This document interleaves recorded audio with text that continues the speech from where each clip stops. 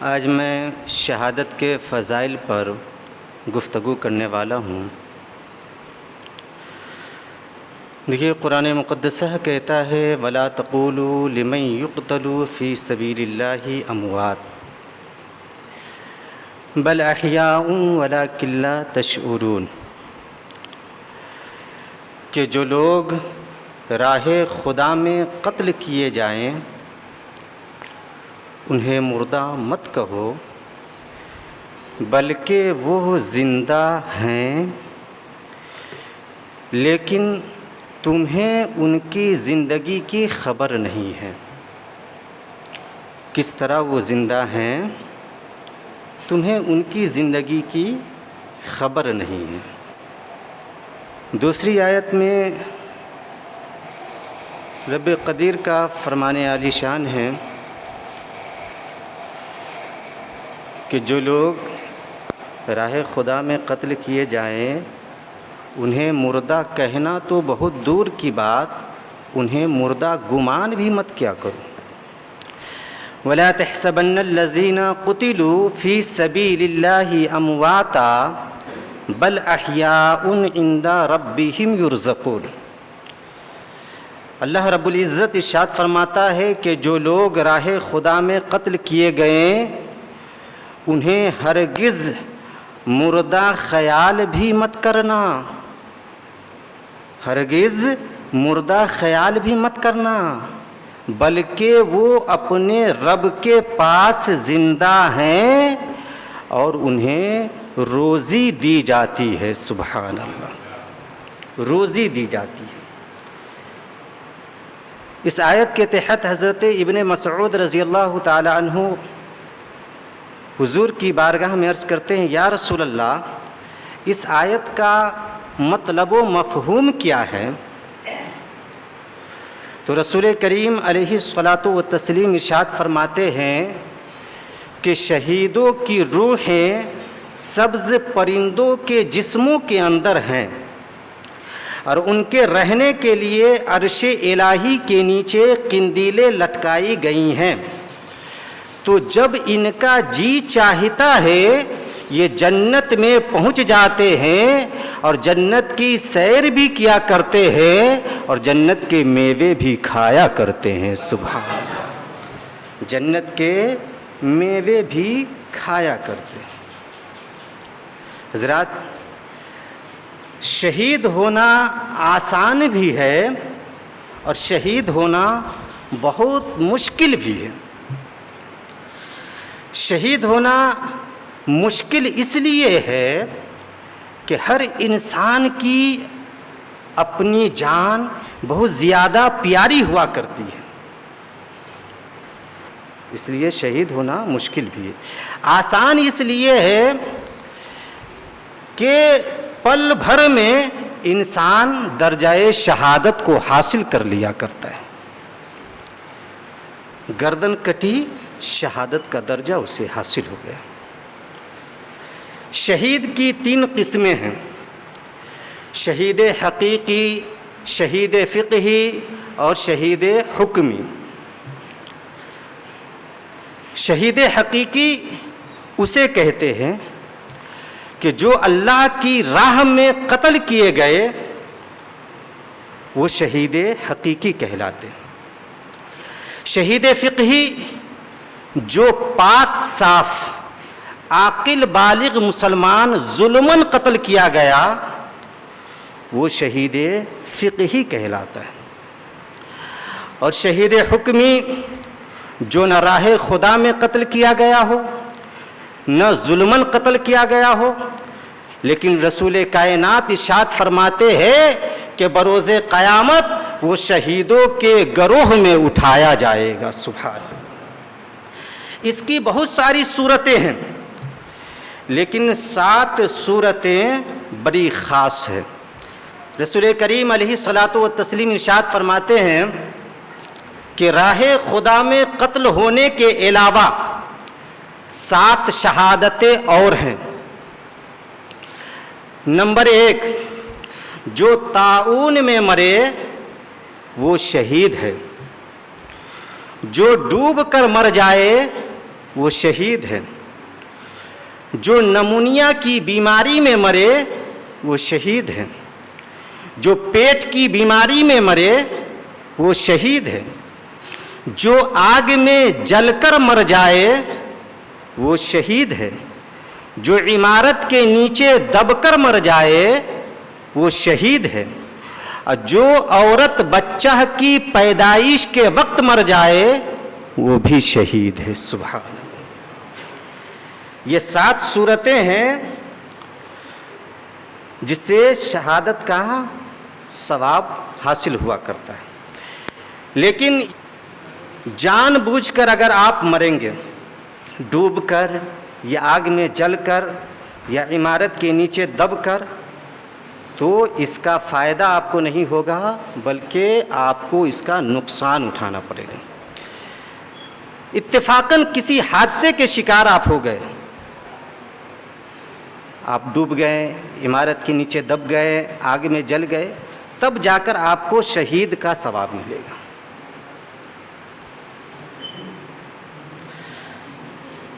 شہید بڑا مرتبہ والا ہوا کرتا ہے. شہید بڑا عظمت والا ہوا کرتا ہے. رسول کریم علیہ الصلاۃ والتسلیم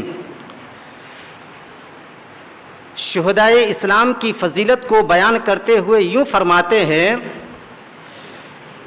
کہ شہید برحق کے لیے اللہ رب العزت کے نزدیک 6 خوبیاں ہیں. 6 خوبیاں ہیں. تو شہید کی پہلی خوبی یہ ہے کہ شہید کے خون کا پہلا قطرہ گرتے ہی اسے معاف کر دیا جاتا ہے اور روح نکلنے کے وقت ہی اسے جنتی ٹھکانہ دکھا دیا جاتا ہے. دوسری خوبی یہ ہے کہ وہ عذاب قبر سے محفوظ ہو جایا کرتا ہے. تیسری خوبی یہ ہے کہ اسے جہنم کے عذاب کا کوئی بھی خوف نہیں ہوا کرتا ہے. چوتھی خوبی یہ ہے کہ بروز محشر اس کے سر پر ایسا تاج رکھا جائے گا کہ جس میں لگے ہوئے یاقوت دنیا اور دنیا کی تمام چیزوں سے بہتر ہوگا.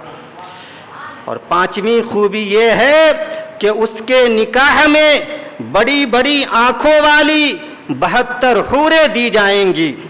اور چھٹی خوبی یہ ہے کہ اس کے عزیزوں اور رشتہ داروں میں سے 70 آدمیوں کے لیے اس کی شفاعت قبول کی جائے گی. سبحان اللہ. یعنی وہ 70 آدمیوں کی شفاعت کرا سکتے ہیں شہید. شہید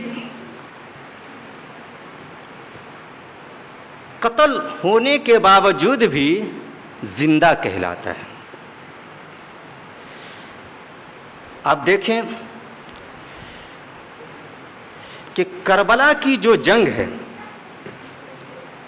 کربلا کی جو لڑائی ہے, یہ سب سے الگ لڑائی ہے, یہ سب سے الگ جنگ ہے. اور حضرت امام حسین رضی اللہ تعالی عنہ کی جو شہادت ہے, یہ شہادت بھی سب سے الگ شہادت ہے.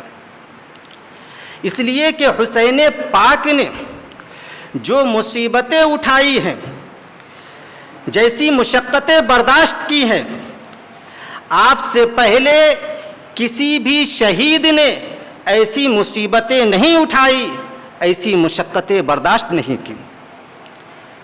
آپ 3 دن کے بھوکے پیاسے شہید کیے گئے, اس حال میں کہ آپ کے تمام رفقا بھی بھوکے پیاسے تھے, آپ کے تمام عزیز و اقارب بھی بھوکے پیاسے تھے, آپ کے تمام اہل و عیال بھی بھوکے پیاسے تھے, یہاں تک کہ چھوٹے چھوٹے بچے پیاس کی شدت میں ایک ایک قطرہ پانی کے لیے تڑپ رہے تھے.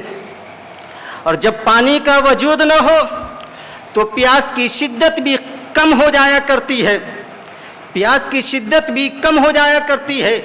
لیکن جہاں پانی کا وجود ہو, جہاں پانی موجود ہو, اگر اس پانی میں سے چند قطرہ بھی پینے کو نہ ملے تو وہاں بہت دکھ ہوا کرتا ہے، وہاں بہت دقت ہوا کرتی ہے۔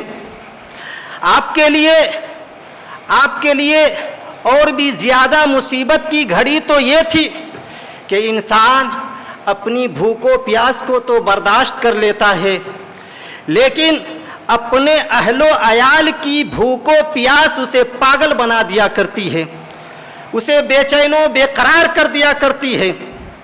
لیکن قربان جاؤ مسلمانوں حضرت امام حسین کی شجاعت و بہادری پر، ان کے بلند حوصلے پر، کہ اگر دنیا کا کوئی رستم پہلوان بھی ہوتا تو ان کے حوصلے پست ہو جاتے، ان کی ہمتیں دم توڑ دیتی، وہ اپنی گردن جھکا کر سامنے والے سے سمجھوتا کر لیتا۔ لیکن حضرت امام حسین صبر و استقامت کے پہاڑ بن کر اس طرح ڈٹے رہے کہ نہ آپ کے حوصلے پست ہوئے، نہ آپ کی ہمتیں دم توڑی، نہ آپ نے باطل کے آگے اپنی گردن جھکائی، نہ ان سے کوئی سمجھوتا کیا، بلکہ اسلام کی حفظ و بقا کی خاطر آپ نے اپنی جان کو قربان کر دیا، آپ نے جام شہادت نوش کر لیا، لیکن مذہب اسلام کو بدنام نہیں ہونے دیا، مذہب اسلام کو بے نام نہیں ہونے دیا۔ جبھی تو ہند کے راجا، ہم سنیوں کے خواجہ شان حسین میں لکھتے ہیں، شاہ است حسین، بادشاہ است حسین، دین است حسین، دی پناہ است حسین، سرداد ناداد دست در دست یزید، حقہ کے بنائے لا الہ است حسین۔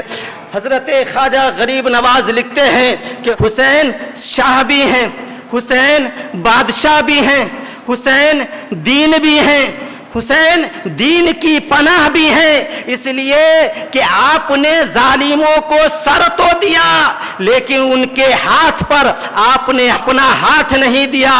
حقیقت تو یہ ہے کہ لا الہ کی بنیاد ہے حسین، سبحان اللہ۔ جبھی تو شاعر کہتا ہے کہ مرد حق باطل کے آگے مات کھا سکتے نہیں، سر کٹا سکتے ہیں لیکن سر جھکا سکتے نہیں۔ اور نہ مسجد میں نہ بیت اللہ کی دیواروں کے سائے میں نماز عشق ادا ہوتی ہے، تلواروں کے سائے میں۔ اور ظلم وہ ظلم ہے، ابھرے گا تو دب جائے گا، خون وہ خون ہے، ٹپکے گا تو جم جائے گا۔ اور اسلام کی فطرت میں قدرت نے یہ لچک دی ہے، اسلام کی فطرت میں قدرت نے یہ لچک دی ہے کہ جتنا تم دباؤ گے اتنا ہی یہ ابھرے گا، جتنا تم دباؤ گے اتنا ہی یہ ابھرے گا۔ حضرات، تو شہید ہونا آسان بھی ہے، شہید ہونا بہت مشکل بھی ہے۔ اور جو شہید ہوتا ہے وہی اس کی اصل لذت کو محسوس کرتا ہے۔ آپ دیکھیں کہ انسان اس دنیا میں بہت ساری نعمتوں سے لطف اندوز ہوتا رہتا ہے۔ انسان کسی نعمت کو کھاتا ہے، کسی نعمت کو پیتا ہے، کسی نعمت کو سنتا ہے، کسی نعمت کو سونگھتا ہے، کسی نعمت کو دیکھتا ہے۔ طرح طرح سے انسان نعمتوں سے لذتیں حاصل کیا کرتا ہے، لیکن ایک مرد مومن کو شہادت کے وقت جو لذت حاصل ہوا کرتی ہے اس کے سامنے دنیا کی تمام لذتیں پھیکی پڑ جایا کرتی ہے، تمام لذتیں پھیکی پڑ جایا کرتی ہے۔ جبھی تو حدیث مقدسہ کا مفہوم ہے کہ شہید جنت میں جنت کی تمام نعمتوں کا مزہ حاصل کرے گا، لیکن جب اسے اللہ اور اس کے رسول کی محبت میں سر کٹانے کا مزہ یاد آئے گا تو وہ جنت کی تمام نعمتوں کے مزہ کو بھی بھول جائے گا اور یہ تمنا کرے گا کہ اے کاش میں پھر سے دنیا میں بھیجا جاؤں اور ایک بار نہیں بلکہ بار بار میں راہ خدا میں قتل کیا جاؤں۔ سبحان اللہ۔ جبھی تو حدیث مقدسہ کہتی ہے کہ رسول کریم علیہ الصلاۃ والتسلیم نے ارشاد فرمایا کہ جنت میں داخل ہونے کے بعد کوئی بھی جنتی وہاں کی نعمتوں کو، وہاں کی راحتوں کو چھوڑ کر اس دنیا میں پھر سے آنا پسند نہیں کرے گا، لیکن ایک شہید کا گروہ ہوگا، شہید ہوگا جو یہ آرزو کرے گا جنت کے اندر بھی کہ کاش میں پھر سے دنیا میں بھیجا جاؤں، اور ایک بار نہیں بلکہ راہ خدا میں 10 بار قتل کیا جاؤں۔ سبحان اللہ، 10 بار قتل کیا جاؤں۔ تو جو شہید ہوتے ہیں وہی شہادت کی لذت کو بھی محسوس کیا کرتے ہیں۔ اب یہ بات بھی آپ کے ذہن کے حوالے کر دوں کہ جو شہید ہوتا ہے بڑی بے دردی سے اس کے ہاتھ پاؤں کاٹے جاتے ہیں، اس کے جسم کو پھاڑا جاتا ہے، اس کے جسم سے خون کا فوارہ باہر نکلتا ہے، یہاں تک کہ اس کی گردن بھی اس کے تن سے جدا کر دی جاتی ہے۔ جب زمانہ اس منظر کو دیکھتا ہے تو یہ سوچتا ہے کہ شہید ہونے والے کو بہت تکلیف ہوتی ہوگی،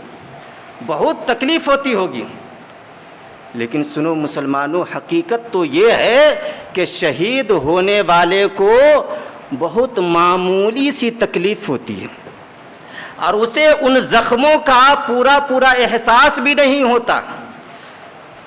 جبھی تو رسول کریم علیہ الصلاۃ والتسلیم ارشاد فرماتے ہیں کہ شہید برحق کو قتل کی صرف اتنی سی تکلیف محسوس ہوتی ہے جتنی کہ تمہیں ایک چونٹی کے کاٹنے کی تکلیف محسوس ہوا کرتی ہے۔ سبحان اللہ، آپ اندازہ لگائیں کہ بس اتنی معمولی سی تکلیف ایک شہید کو ہوا کرتی ہے۔ اب کسی کے ذہن کے سمندر میں یہ سوال تیر سکتا ہے کہ جس کے ہاتھ کو بھی کاٹ دیا گیا ہو، جس کے پاؤں کو بھی کاٹ دیا گیا ہو، جس کے جسم کو بھی پھاڑ دیا گیا ہو، جس کی گردن کو اس کے تن سے جدا کر دیا گیا ہو، اور اسے صرف اتنی معمولی سی تکلیف ہوتی ہے، یہ کیسے ہو سکتا ہے؟ تو سنو مسلمانوں، اس شک و شبہ کا یہ جواب ہے کہ ہاں، حقیقت میں شہید برحق کو صرف معمولی سی تکلیف ہوا کرتی ہے۔